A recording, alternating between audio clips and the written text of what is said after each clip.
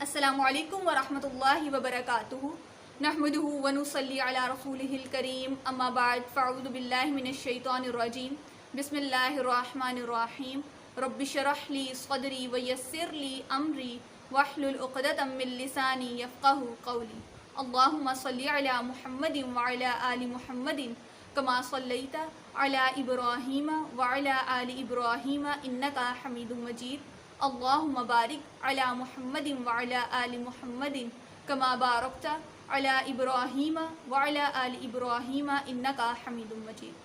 ہم اپنی گفتگو کا آغاز اللہ رب العزت کے بابرکت نام سے کرتے ہیں جس نے اس پوری کائنات کو تخلیق کیا۔ اس کائنات میں موجود تمام مخلوقات میں سے انسان کو اشرف المخلوقات بنایا، یعنی افضل مخلوق بنایا۔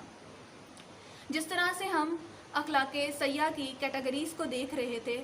اسی طرح سے آج ہم تھرڈ کیٹیگری کو دیکھیں گے جو ہے حسد۔ آپ نے ویڈیو کو لاسٹ تک دیکھنا ہے، اسکپ نہیں کرنا۔ انشاءاللہ آپ حسد کے متعلق بہت کچھ سیکھیں گے آج، جیسے کہ حسد ہوتا کیا ہے، ہم حسد سے کیسے بچ سکتے ہیں، اس کے بچنے کے لیے جو نبی صلی اللہ علیہ وسلم نے ہمیں صورتیں سکھائیں، اور حسد کرنے والے کا جو ہے حسد کرنے والے کی جو ہے وہ نیکیاں ان کا کیا ہوتا ہے، اور یہ ساری چیزیں آج ہم دیکھیں گے۔ سب سے پہلے ہم دیکھتے ہیں بیسیکلی حسد کہتے کس کو ہیں۔ حسد کہتے ہیں بغض کرنے کو، کینے کو، دل میں کسی کے خلاف سمجھ لیں کہ اگر کسی کو کوئی چیز ملی ہے اس کے بارے میں یہ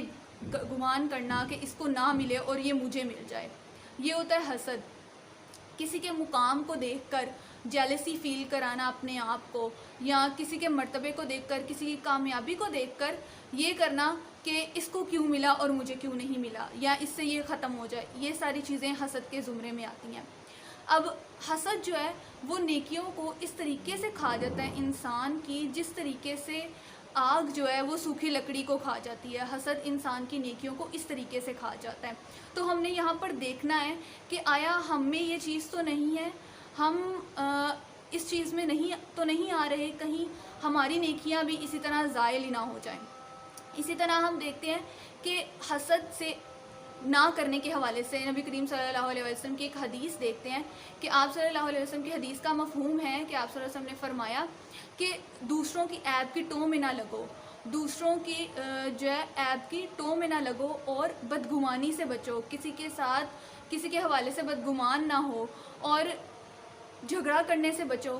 اور حسد نہ کرو، آپس میں بھائی بھائی بن جاؤ۔ یہ آپ صلی اللہ علیہ وسلم نے صحابہ کرام کو کہا کہ اس طریقے سے ان ساری بیماریوں سے بچو، یہ جو حسد، کینہ، بغض اور کسی کے عیب کی ٹوہ میں لگنا اور اسی طرح سے بدگمان ہونا، ان ساری چیزوں سے بچنے کے لیے نبی صلی اللہ علیہ وسلم نے ہمیں تلقین کی ہے۔ اور لاسٹ ون کہ ہم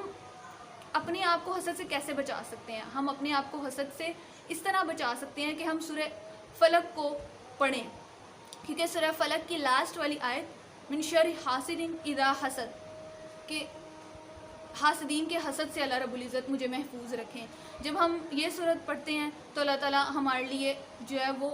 ہماری حفاظت کا ذمہ لے لیتے ہیں، اللہ تعالیٰ ہماری حفاظت کرتے ہیں ان سب چیزوں سے۔ اسی طرح سورہ فلق، سورہ ناس اور سورہ اخلاص، ان تینوں صورتوں کو جب ہم فجر کی نماز کے بعد 3 دفعہ، عصر کی نماز کے بعد 3 دفعہ پڑھتے ہیں تو ہم اللہ رب العزت کی پناہ میں آ جاتے ہیں۔ یہ ہمارے لیے اللہ رب العزت کی طرف سے ایک تحفہ ہے، اگر ہم اس کو اپنے لیے سمجھیں تو ہمیں چاہیے کہ ہم آپ صلی اللہ علیہ وسلم کے بتائے ہوئے سارے احکامات کو پورا کریں، ساری تعلیمات کو پورا کریں، تبھی ہم اللہ رب العزت کی پناہ میں آئیں گے، تبھی ہم اللہ رب العزت کے بہت قریب ہو جائیں گے۔ میں امید کرتی ہوں کہ آپ کو ویڈیو پسند آئی ہوگی، اور اس ویڈیو کو شیئر کریں تاکہ سب کو حسد کے حوالے سے پتہ چل سکے، اور نئے دیکھنے والے میرے چینل کو سبسکرائب کر دیں اور بیل آئیکن پریس کر دیں تاکہ میں جو بھی نیو ویڈیو اپلوڈ کروں یا جو ہماری اخلاق سیئہ کی سیریز چل رہی ہیں اس کا نوٹیفیکیشن آپ تک پہنچ جائے۔ جزاکم اللہ خیر۔ السلام علیکم ورحمۃ اللہ وبرکاتہ۔